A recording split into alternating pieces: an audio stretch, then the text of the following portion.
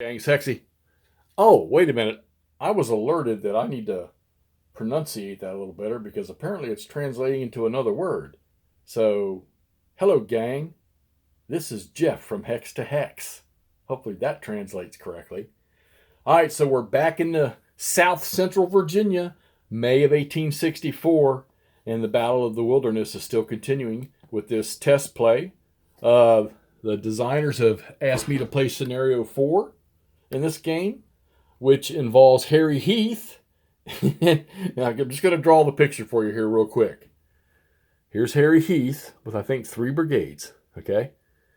Here's a full division from the 6th Corps sitting right here, untouched. And then look at that long line of Billy Yanks. And even more to come in, all right? And then, of course, Harry Heath's going to get Wilcox Division. This is all from A.P. Hill, okay? They're going to come on. Now, from the designer's notes and reading about this, apparently the terrain in here was like a washboard. So they have a system to apply that effect. It's kind of like breastworks.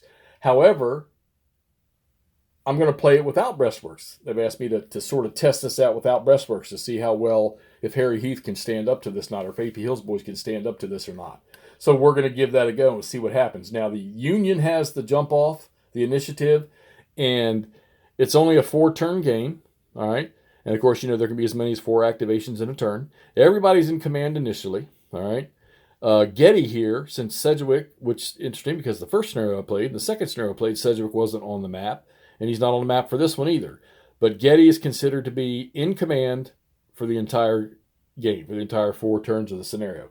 So the story goes that he had initially was waiting for Hancock with the 2nd Corps, which is pretty much all of it except for 1 division, to get up here and get in a position to start the attack. But he ended up not completely waiting for Hancock to get up here and get deployed, and he jumped off apparently sometime just after 4 o'clock in the afternoon.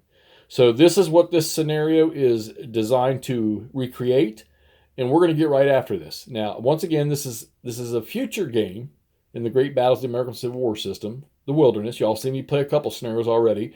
Well, we're going to get onto this one now. And then hopefully after we play this thing through, we're going to move on and try to go through as many of the scenarios as we can to sort of get some good burn on this thing. Because I'm telling you right now, it's awesome so far. What I've played and what I've looked at so far has really, really been good. So I don't see any reason why this one won't be. All right. If I had to just throw it out there off the top of my head, playing under the conditions for this scenario, I'm going to say that Harry Heath should probably get stomped and run off the map. Don't know. You know how these games, you know how dice rolls go sometimes. You might get that good dice roll on a low fire in the CRT. There might be some other things that are in some of the optional and additional rules that are added to this battle itself, which if you really put your brains hard to work, you might be able to figure out what some of those things might be. All right, so this is a 4-turner, the Battle of Wilderness, the May of 1864. And this is where Hancock and the 1 division from the 6th Corps from Sedgwick run into Harry Heath and his guy, or A.P. Hill and 2 of his divisions. All right, let's get this posted. Actually, you know what? Let's zoom in a little closer so you can get a little better look here.